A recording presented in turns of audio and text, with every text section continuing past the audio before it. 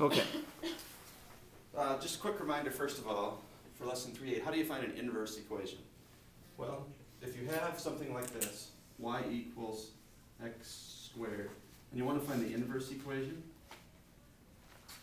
well, first of all, what is an inverse equation? Well, it would be, for example, if you had an equation that converted Fahrenheit degrees into Celsius degrees, the inverse equation would convert Celsius back into Fahrenheit. Or if you had an equation that converted American money into euros, then the inverse would convert euros back into American money. So that's what inverse equations, they kind of undo each other, basically. So if I want to find the inverse equation, I just switch the x and the y around, and I solve for y. So I'm going to square root both sides. Y will equal plus or minus the square root of x. Y equals x squared would look like this. Square root of, plus or minus the square root of x looks like this. Okay? But for my discussion, I'm only going to look at the positive. I'm only going to look at the right half of x squared. I'm only going to look at the top half of square root of x. So here's the functions I have. X squared, whose graph will look something like this. The right half of it. And then the inverse, that's the symbol for inverse. That little -1 means inverse in math. That equation would be square root of x.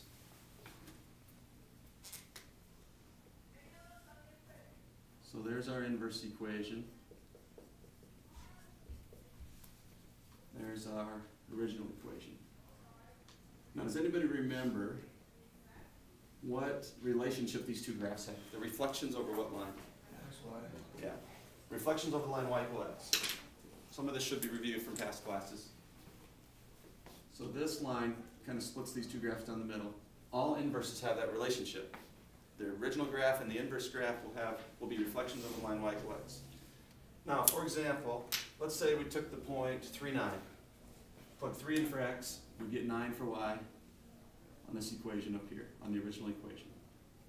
In other words, what I'm saying here is that f of 3 is 9.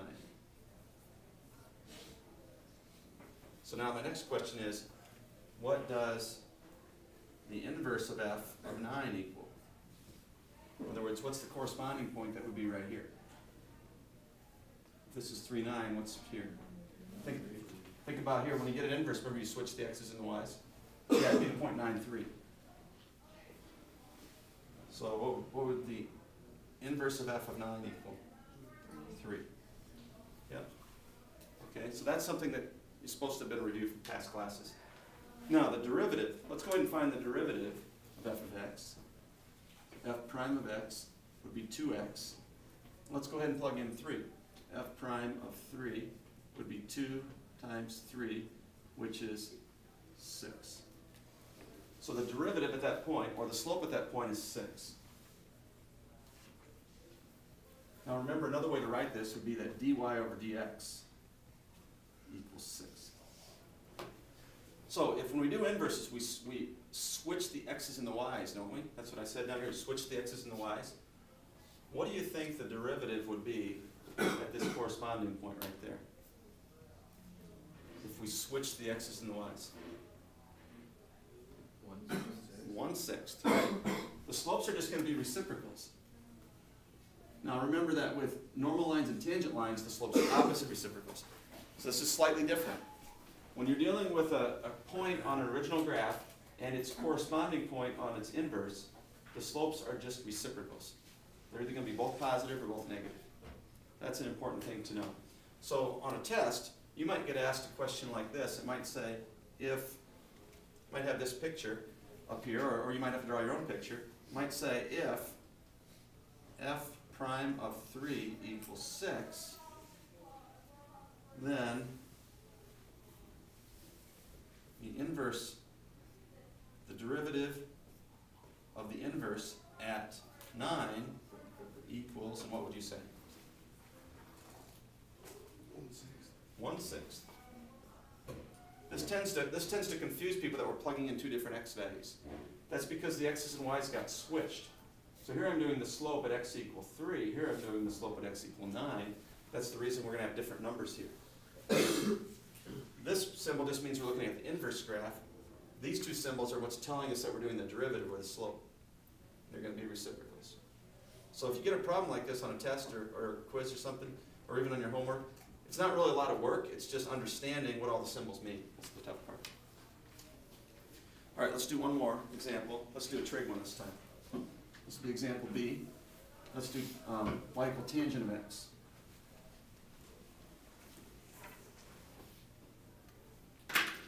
So y equal tangent of x. Let's say it's f of x, actually. F of x equals tangent of x. Looks something like this. Looks like that, and like that. Okay, that's what tangent of x looks like. I have a different color here. Now let's do the inverse of that, which looks like this, tangent of x with a -1 there. Or it's also written sometimes like this in textbooks, arctangent of x. Its graph would look like this.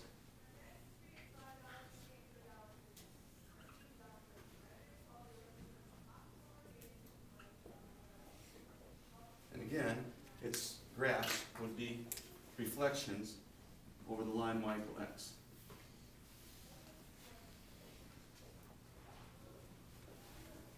Okay? So let's find a point that's on the tangent graph. For example, let's think about unit circle here for a minute. Let's think about pi force. The coordinates of pi force in the unit circle are square root 2 over 2, square root 2 over 2.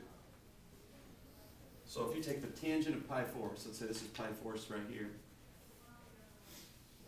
What's going to be the tangent of pi force? Put sine over cosine, you get 1. So what's going to be the corresponding point if you reflect that point over the line y equal x? What's going to be the corresponding point there? 1 pi force. Okay? Now let's go ahead and do a derivative. Let's do the derivative of tangent. So let's do f prime of x. And you guys know the derivative of tangent, I think, hopefully. What's the derivative of tangent? Secant squared. I was right. You do know it. Okay? Now, which number, if I want to know the slope at this point, which number would I plug in?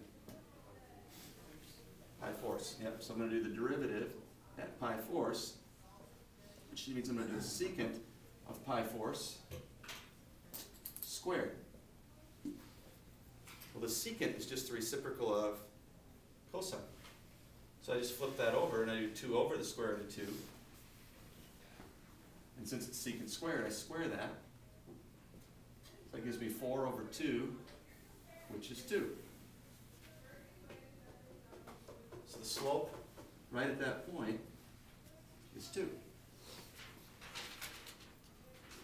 So what would be the slope at this corresponding point? 1/2. Reciprocal of 2. That's probably that's kind of the big concept that you need to pick up today, is that the idea that on inverse graphs, first of all, they're reflections over y equal x. The x's and y's are switched to look at corresponding points. The slopes are reciprocals. Any questions about that?